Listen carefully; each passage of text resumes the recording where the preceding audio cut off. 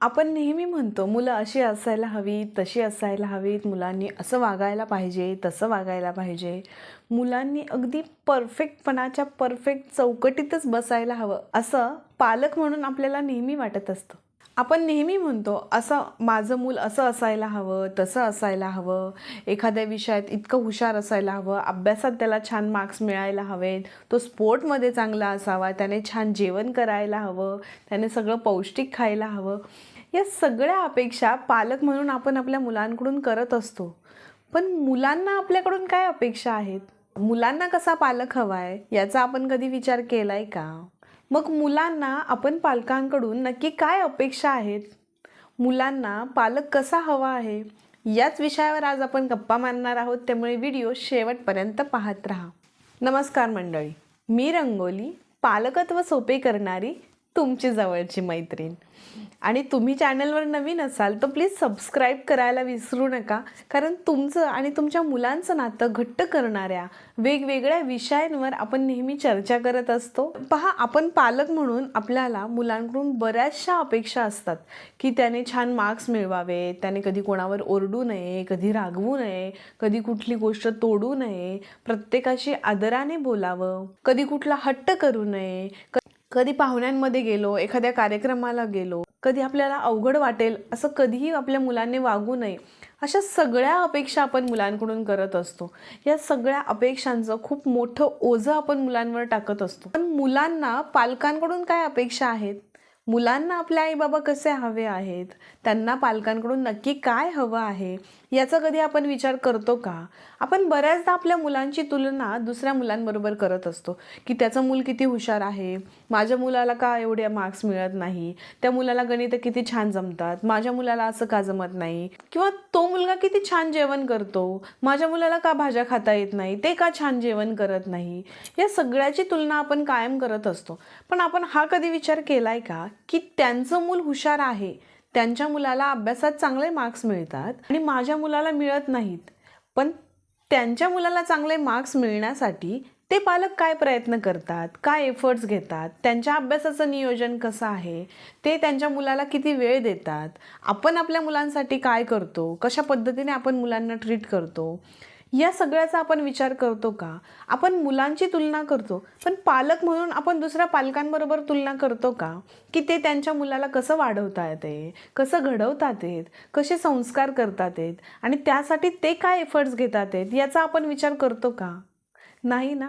तो करायला पाहिजे. आपण पालकांनी त्या पालकांबरोबर तुलना केली, त्या पालकांसारखा आपण जर वागण्याचा प्रयत्न केला तर त्यांच्या मुलांसारखी आपली मुलं होणार आहेत ना.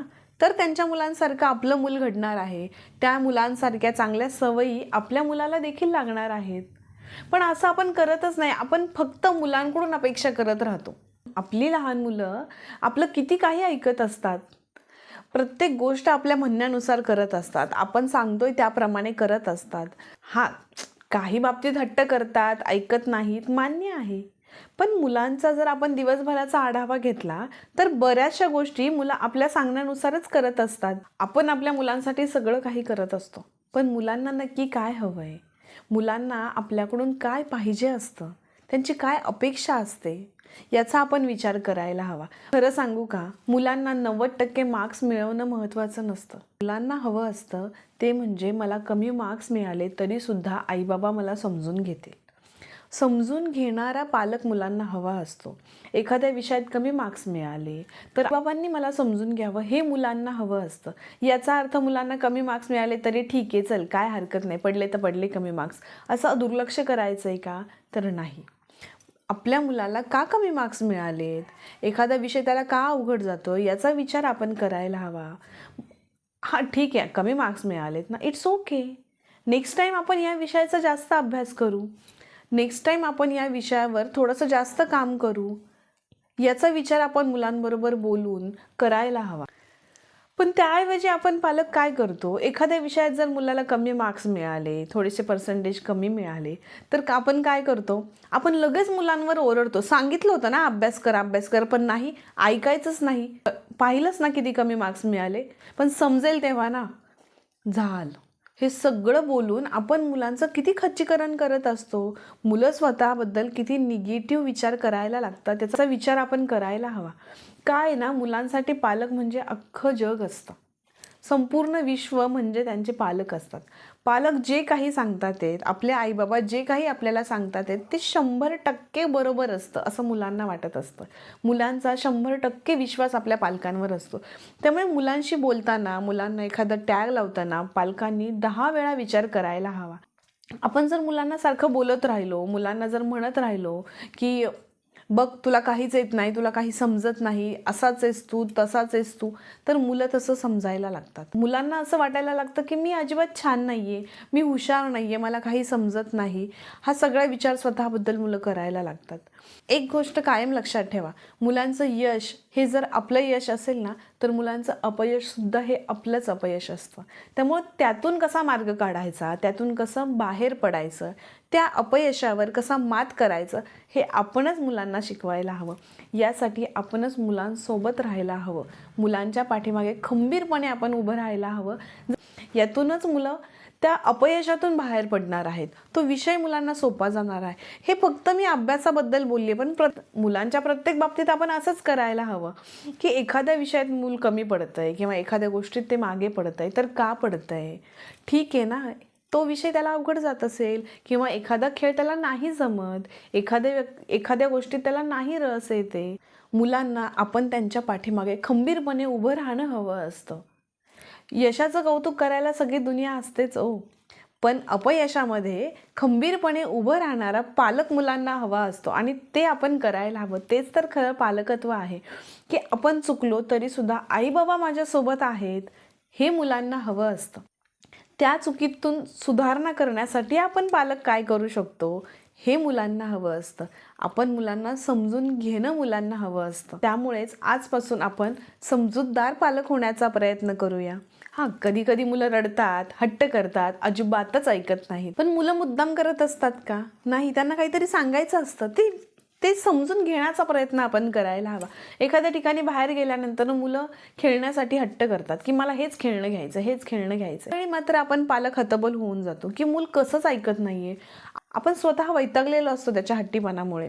पण त्यासाठी काय करता येईल? आपण कशा पद्धतीने त्याला ट्रीट करू शकतो, त्याला समजेल अशा भाषेत त्याच्या लेवलला जाण्याचा प्रयत्न करायला हवा. 3-4 वर्षाचं मूल असेल तर आपण त्याला समजून सांगण्याचा प्रयत्न करायला हवा की ते खेळणं ना खूप महाग आहे रे, त्याच्यासाठी थोडेसे पैसे आपल्याकडे कमी आहेत, आपण उद्या ना आणखी जास्त पैसे घेऊन येऊ आणि मग ते खेळणे घेऊ, चालेल का? मला माहिती आहे तुला ते खेळणं आवडलंय, पण आपण आत्ता कसं घेणार ना? उद्या आपण जास्त पैसे घेऊन येऊ आणि नक्की ते खेळणं घेऊ. हां, तुम्ही सांगून बघा, मुलं ऐकतात. जोपर्यंत मुलं ऐकत नाहीये, जोपर्यंत मुलांना समजत नाही, अशा कोणत्या तरी वेगवेगळ्या पद्धतीने मुलांना सांगण्याचा प्रयत्न करा, मुलं नक्की ऐकतात. जर मूल 6-7 वर्षाचं असेल तर तुम्ही मुलांना सांगू शकता की हां ठीक आहे, तुला आत्ता हा बॉल घ्यायचा आहे हे मला कळतंय, तू इतका हट्ट करतोय बॉलसाठी, पण ऑलरेडी तसा बॉल घरी आहे, मग परत हा बॉल घेऊन तू काय करणार आहेस? त्यापेक्षा आपण तुला दुसरं काहीतरी खेळणं घेऊ, या पद्धतीने बोला. त्यांचं लक्ष डायव्हर्ट करा. मुलं शांत होतात, मुलं ऐकतात. पण त्यासाठी आपण आधी मुलांना काय हवंय, मुलं काय म्हणतात आहेत, हे समजून घेणं गरजेचं आहे, हे लक्षात घेणं गरजेचं आहे.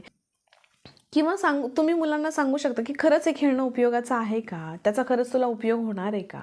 त्यापेक्षा आपण दुसरं काहीतरी घेऊया ज्याचा तुला उपयोग होईल. आपण वेगळं काहीतरी करूया, हे सांगण्याचा प्रयत्न करा. काय होतं ना, आपण शांत राहिलो, आपण शांत बोललो ना, तर मुलंही शांतपणे ऐकून घेतात आणि मुलांनाही शांतपणे बोलण्याची सवय लागते. पण आपण एखाद्या गोष्टीवर जर मुलांवर चिडचिड करत राहिलो, त्याला गप्प बस, हे मिळणारच नाहीये तुला, असं जर सांगत राहिलो, तर मुलं अजून चिडचिड करायला लागतात. प्रत्येक वेळी हट्टच करायचा, त्याशिवाय आई ऐकत नाही, हे मुलांना एकदा कळायला लागलं ना, तर प्रत्येक वेळी मूल हट्ट करत राहणारे, हातपाय आपटत राहणारे, जोपर्यंत एखादी गोष्ट मिळत नाही तोपर्यंत मूल शांत बसणार नाही. त्यापेक्षा मुलांशी शांतपणे बोला. मुलांना शांतपणे बोलणारा पालक हवा असतो. शांतपणे त्यांना समजून घेणारा, समजून सांगणारा पालक मुलांना हवा असतो. मुलांना ना पालकांनी ऐकून घेणं हवं असतं. त्यांना जर लक्षात आलं ना की आईबाबांना समजत नाहीये मला काय पाहिजे, मला काय करायचंय, मग ते ॲग्रेसिव्ह होतात, ते चिडायला लागतात, रडायला लागतात, ते ओरडायला लागतात आणि मग सगळंच वातावरण एकंदरीतच खराब व्हायला लागतं. मग आपणही मुलांवर ओरडायला लागतो. पण त्यापेक्षा मुलांचं शांतपणे ऐकून घेतलं, हां ठीक आहे थांब, काय रडतोयस तू, काय पाहिजे तुला, हे सगळं बोलायचं आहे. हे असं बोललं गेलं पाहिजे. मग मुलं शांतपणे आपल्याशी बोलतात आणि त्याच्यातून मग काय उपाय काढू शकतो हा विचार करायचा. मुलांना समजेल अशा भाषेत त्यांच्या लेवलला जाऊन समजून सांगण्याचा प्रयत्न करा. पहा मुलं नक्की ऐकतील. मुलांना ना बऱ्याचदा पालकांचं अटेन्शन हवं असतं, पालकांचा वेळ हवा असतो, अगदी थोडा पण खराखुरा वेळ हवा असतो. काय होतं बऱ्याचदा मुलं ना काहीतरी उत्साहाने आपल्याला सांगायला येतात, पण त्यावेळी आपलं मुलांकडे लक्ष नसतं. एकतर आपण मोबाईल स्क्रोल करत असतो आणि मग आपण म्हणत राहतो हां हां, किंवा आपलं लक्षच नसतं, किंवा आत्ता नको मला आत्ता काम आहेत असं बोलून आपण मुलांना थांबवतो. यानं काय होतं, मुलांना असं वाटायला लागतं की मी महत्त्वाचा नाही आहे, माझं म्हणणं आई ऐकून घेत नाही. यानं मुलं आपल्यापासून दुरावतात.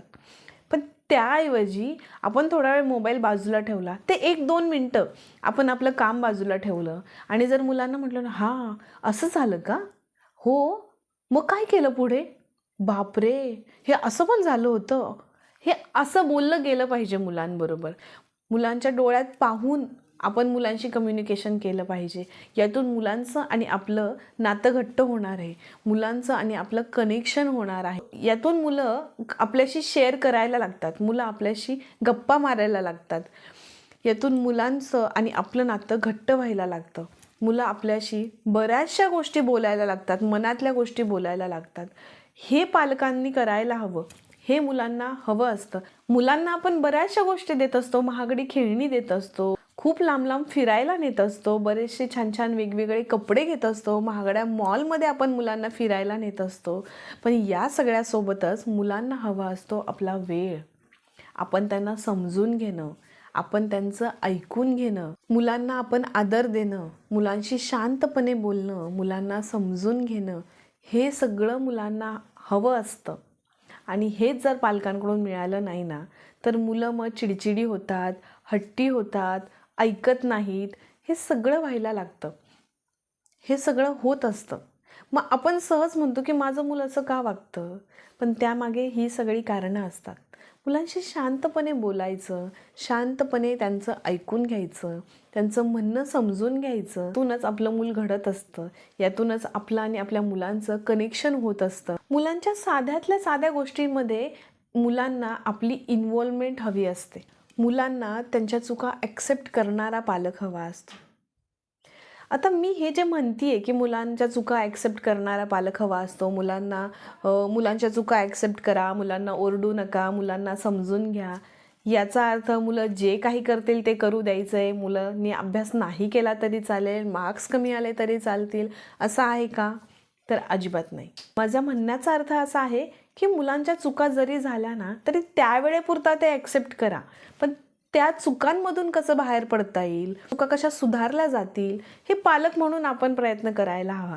हे मुलांना सोबत घेऊन मुलांना शिकवायला हवं की तुझी ही चूक झाली आहे ना, तर तू लाडू खाताना लाडू सांडलाय ना, इट्स ओके, आपण दोघं मिळून भरूया, पण पुढच्या वेळेस मात्र तुझी प्लेट तू घट्ट पकडून ठेवा, म्हणजे तुझा लाडू सांडणार नाही. हे मुलांना सांगायचं असतं.